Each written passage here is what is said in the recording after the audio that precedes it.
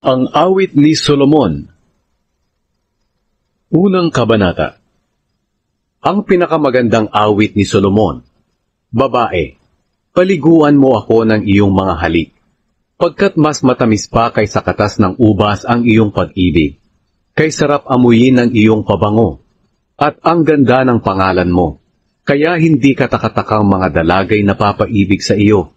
Sige na o aking hari, dalhin mo ako sa iyong silid. Mga babae ng Jerusalem, sa piling mo kami ay maligaya. Mas gusto pa namin ang pag-ibig mo kaysa anumang inumin.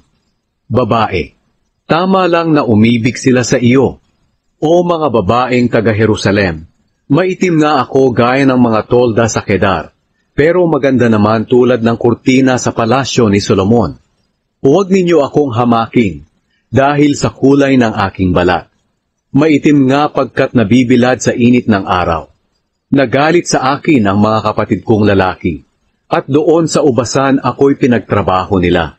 Dahil dito'y napabayaan ko ang sarili ko. Mahal, sabihin mo sa akin kung saan ka nagpapastol ng iyong mga tupa.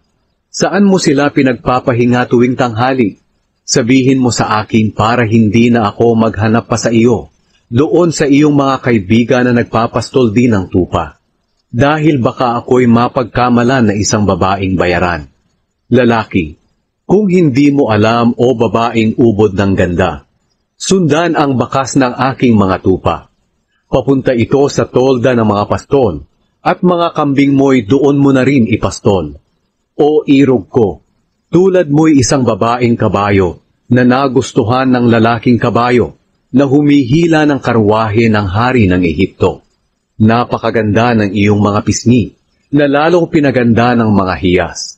O anong ganda rin ng leeg mong sinuotan ng kwintas. Ika'y igagawa namin ng alahas na yari sa mga ginto at pilak. Babae, habang ang hari nasa kanyang mesa, pabango ko'y humahalimuya. Parang samyo ng mira ang bango ng aking iniibig, habang sa aking dibdib siya ay nakahilig.